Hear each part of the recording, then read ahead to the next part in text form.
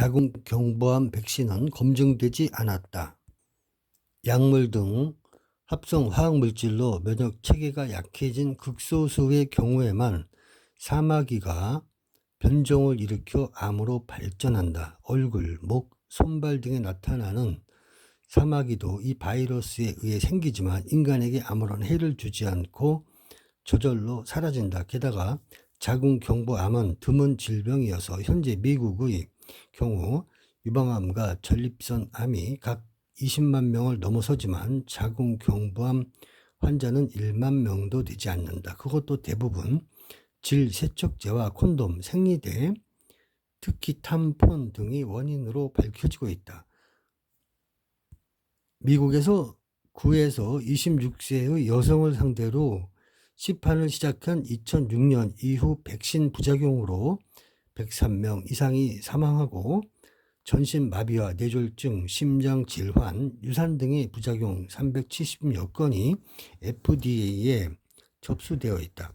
중요한 사실은 HPV는 어떤 암도 일으키지 않고 자연적으로 사라지며 오히려 백신의 부작용으로 질병을 일으킬 위험성이 44.6%나 높다는 사실을 FDA가 2003년에 보도 자료로 공개했다. 암 조기 발견이 불행일 수 있다. 유방의 유선은 여성의 몸 가운데 X선에 가장 민감한 부분이어서 백혈병을 일으키는 골수보다도 더 민감하다면서 상체 X선 촬영이 많을수록 유방암에 걸릴 위험이 크게 증가한다고 물리의학 교수인 인게 슈미츠 포이어하케는 말한다.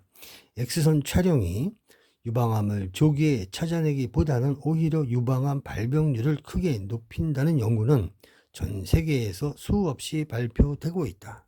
1993년 캐나다의 국립암센터에서 40대 여성 5만 명을 대상으로 조사한 결과에 의하면 검사를 자주 받은 여성들에게 유방암이 발병하는 사례가 50% 더 많았고 또한 사망으로 이어지는 사례도 30%나 더 많았다. 뉴욕의 연구나 스웨덴의 연구도 거의 비슷했다. 이런 결과가 나오는 까닭은 합성 화학물질인 요오드로 만들어진 조영제와 X선, CT의 부작용으로 검사를 받은 여성들의 면역체계가 파괴되기 때문이다. 조영제는 특히 천식을 악화시키기 때문에 천식 환자는 피해야 한다. 천식은 항생제 등의 약과 X선으로 면역체계가 약해지면서 생기는 알레르기 증상이다.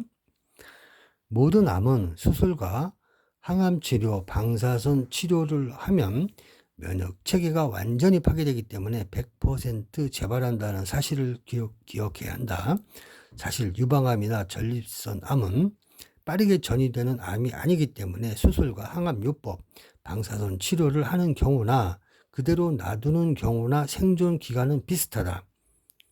유방암, 폐암, 간암 등을 비롯해 대부분의 고형암은 수십 년을 거치면서 서서히 축적된 합성화학 물질이 원인이 되어 발병한다. 유전자 검사와 유전자 치료는 사기다. 모든 유전자 치료와 생명공학은 타목시펜이나 합성 인슐린과 같이 치료 효과는 거의 없고 부작용만 심각한 것으로 드러나고 있다. 암 검사의 정확도는 한심할 정도다. 조기 검사의 가장 큰 위험은 판독 오류에 의해 불필요한 치료를 받게 될 위험성이 있다는 것이다. 특히 전립선암은 다른 암에 비해 느리게 진행되며 또한 공격적이지도 않아서 주변 조직으로 전이되거나 퍼져나가는 속도도 느린 질병이므로 많은 노령의 남성들이 전립선암을 갖고 있어도 다른 원인으로 사망할 때까지 암으로 발병하지 않는 경우도 많다. 이런 이유로 전립선 절제 수술을 받은 남성이 전립선암을 그대로 두고 관찰하며 기다린 남성보다 수명이 더 짧은 것이 보통이다. 전립선 비대증은 50세 이후의 대부분 남성에게 자연적으로 일어나는 현상으로 전립선의 사용 빈도가 줄어드는 것이 원인이라고 한다. 그러나 대부분 통증은 경미하여 불편할 정도며 전립선암으로 진행할 가능성은 거의 없다. 이 경우에 의사들은 주로 고혈압 치료제인 알파 차단제, 남성 호르몬 억제제 또는 항히스타민제를 처방하는데 그 부작용으로 비대증 악화, 저혈압, 어지럼증, 성기능 장애 등이 나타난다. 그러나 약물 부작용으로 전립선이 비대해지면 1차적으로 요도를 압박해 소변이 나오는 길이 좁아진다. 이에 따라 배뇨 시간이 오래 걸린다거나 소변이 가늘어지거나 자주 소변을 보게 되는 등의 배뇨 장애가 나타난다. 이런 증상이 악화되면 요실금, 요로 감염, 급성 요폐와 만성 방광 기능 부전으로까지 악화될 수 있다. 또한 만성 신부전에 의한 요독증 등 다른 합병증으로 번져 몸 전체의 건강을 해치는 결과를 초래할 수 있다. 건강에 이상이 없는 경우에는 조기 검사를 피하고 병에 자각 증상이 없다면 의사를 찾지 않는 게 현명하다.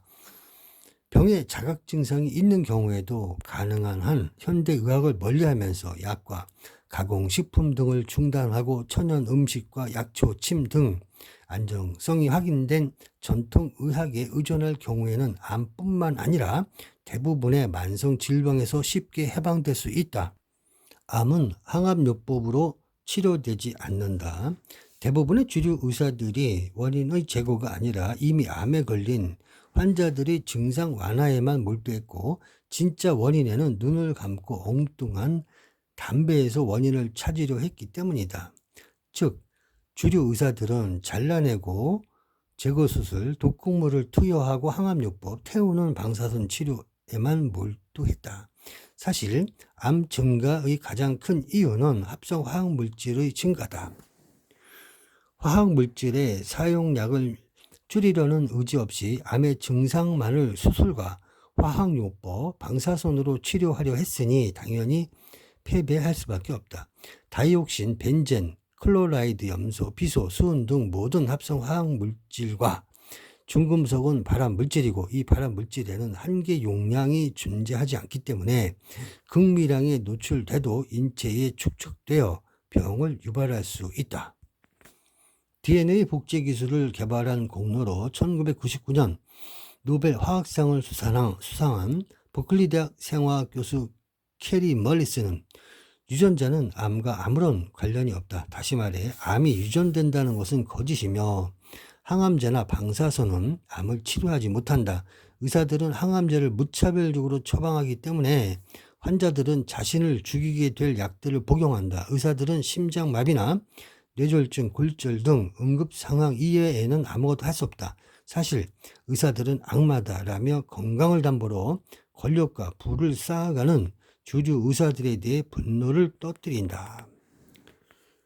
항암제의 원료는 독가스이다. 항암제로 가장 많이 처방되는 사이클로포스파미드는 독가스를 액체로 개발한 약으로 위장, 심장, 폐, 혈액을 손상시킨다. 또 다음으로 많이 처방되는 시스플라틴은 중금속인 플래티나 백금에서 추출한 약재로 신경, 콩팥, 골수를 손상시켜 전신을 마비시키기도 한다. 호치킨 병을 치료하는 메클로레타민은 역시 강독성 독가스로 치료하는 의사도 조금이라도 피부에 닿거나 흡입하지 않도록 철저히 조심해야 하는 약재다.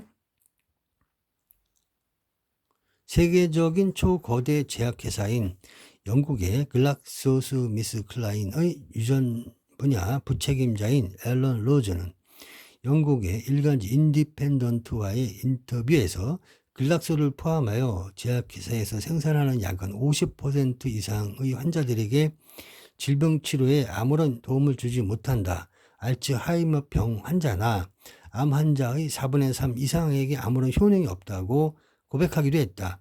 뉴 사이언티스트도 오늘날 의학에서 이용되는 약의 80%가 적절한 검증을 거치지 않았다고 시인했다. 그럼에도 불구하고 암 환자가 수술과 항암요법, 방사능 치료에 의존하는 까닭은 주류 의사들이 현대의학이라는 신흥 종교를 그냥 맹신하고 있기 때문이다. 암 치료율은 60년 동안 제자리 걸음이다. 항암제는 정상적인 세포와 암세포를 구별하지 못하고 빠르게 증식하는 모든 세포를 죽인다. 때문에 피를 만드는 척수세포, 항체를 만드는 골수세포, 털을 만드는 모근세포, 정자와 난소를 만드는 생식세포, 위와 장의 점막세포, 호흡기와 피부세포도 빠르게 증식하기 때문에 함께 죽인다. 항암 치료를 받으면 백혈병에 걸리고 머리카락이 빠지며 의식장애, 소화장애, 구토, 극심한 피로, 심장마비, 급성 신부전, 구강점막염, 면역체계 파괴 등이 따르는 까닭이 그 때문이다.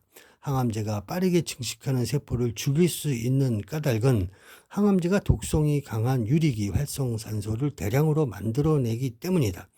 이같이 항암제는 빠르게 증식하는 모든 세포를 죽이기 때문에 결국 항암제는 발암제로 작용한다. 항암제를 정맥 주사로 투여하는 까닭은 독극물인 항암제가 심한 통증을 유발하기 때문에 통증이 전달되지 않는 정맥에 투여하는 것이다. 투여 중에 항암제가 주위 조직으로 누출되면 조직을 괴사시키기 때문에 의사들은 극히 조심한다. 그리고 정확한 용량을 초과하게 되면 환자를 치사시킬 수도 있다. 이런 부작용 때문에 항암제는 대부분 다제병영요법으로 처방된다. 인체 전 부분에서 두더지같이 튀어나오는 암세포를 죽이기 위해 항암제를 처방하면서 부작용이 나타날 것을 예상해 이를 억제해주는 강력 진통제나 혈류 차단제 등을 처방하고 강력 진통제나 혈류 차단제의 부작용을 억제하기 위한 다른 진통제를 함께 처방한다. 2011년에 사망한 애플사 창업주 스티브 잡스는 2003년에 췌장암의 일종인 섬세포암, 신경내 분비암에 걸렸다는 진단을 받았지만 그가 어려서부터 생활해온 채식과 단식, 약초와 침치료 등 전통의학에 귀의하며 수술과 항암치료, 방사선 치료를 거부한다. 그러나 결국 주류 의사들의 집요한 설득과 공포심 자극으로 그는 9개월이 지난 2004년에 결국 수술과 항암치료, 방사선 치료를 한다. 그러나 항암치료의 부작용으로 간암도 발생해 2009년에 교통사고로 죽어가는 20대 젊은이로부터 간 이식 수술을 받고 1년 9개월 생명을 이어가다가 2011년에 사망한다. 간암이나 간부전은 대부분 약의 부작용으로 인해 발생한다. 그러나 주류 의사들은 이를 숨기기 위해 그 원인을 주로 담배와 술로 돌리려고 한다.